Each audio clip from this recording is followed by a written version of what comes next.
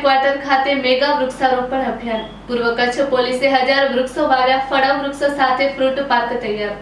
One મહોત્સવની ઉજવણીના ભાગરૂપે પૂર્વ કચ્છ જિલ્લા પોલીસ દ્વારા સિણાઈ પોલીસ હેડક્વાર્ટર ખાતે શનિવારે મેગા વૃક્ષારોપણ અભિયાન યોજાયું હતું. જૈન સોશિયલ ગ્રુપ ગાંધીધામ, મારવાડી યુવા મંચ ગાંધીધામ અને જૈન ઇન્ટરનેશનલ ટ્રેડ ઓર્ગેનાઇઝેશનના સંયુક્ત ઉપક્રમે તથા પૂર્વ કચ્છ પોલીસના સહયોગથી યોજાયેલા આ કાર્યક્રમમાં પર્યાવરણ સંરક્ષણ અને હરિયાળા ભારતનો સંદેશ આપવામાં આવ્યો હતો. અભિયાન દરમિયાન કુલ 1000 વૃક્ષોનું વાવેતર કરવામાં આવ્યું હતું, જેમાંથી 250 જેટલા વિવિધ જાતિના વૃક્ષો વાવી ફ્રૂટ પાર્કનું નિર્માણ કરવામાં આવ્યું છે. સ્થાનિક જમીન અને વાતાવરણને અનુરૂપ 10 થી 12 પ્રકારના ફળાઉ વૃક્ષોનું વાવેતર કરાયું છે, જે ભવિષ્યમાં હરિયાળી વધારવા ઉપરાંત પર્યાવરણનું સંતુલન જાળવવામાં મહત્વપૂર્ણ સાબિત થશે.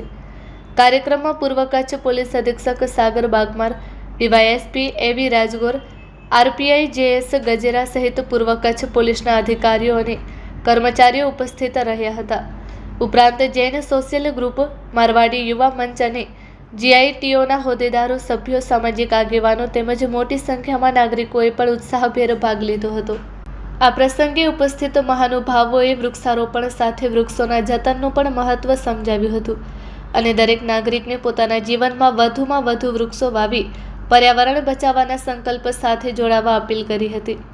કાર્યક્રમના અંતે આયોજક સંસ્થાઓએ પૂર્વ કચ્છ પોલીસ સહિત તમામ સહભાગીઓનો આભાર વ્યક્ત કર્યો હતો અને ભવિષ્યમાં પણ પર્યાવરણ સંરક્ષણ માટે આવા જનભાગીદારી આધારિત અભિયાનો સતત ચાલુ રાખવાનો સંકલ્પ વ્યક્ત કર્યો હતો.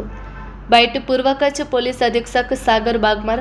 Report by Bharti Makhijani, Gandhidham. આજે પોલીસ હેડક્વાર્ટર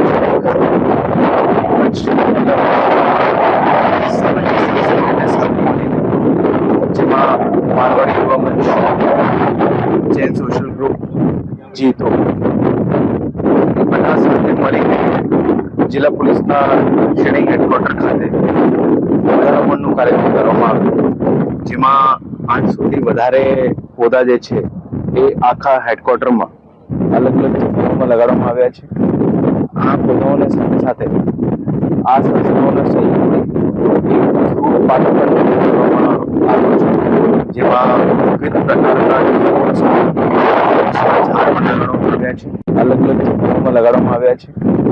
આ પૌધાઓની સાથે સાથે આ સંસ્થાઓના સહયોગથી ફ્રૂટ પાર્ક પણ કરવામાં આવ્યો છે, જેમાં વિવિધ પ્રકારના ઝાડ પણ લગાડવામાં આવ્યા છે અને એની સાથે સાથે જે અલગ અલગ ભેટની જરૂરત હોય ત્યાં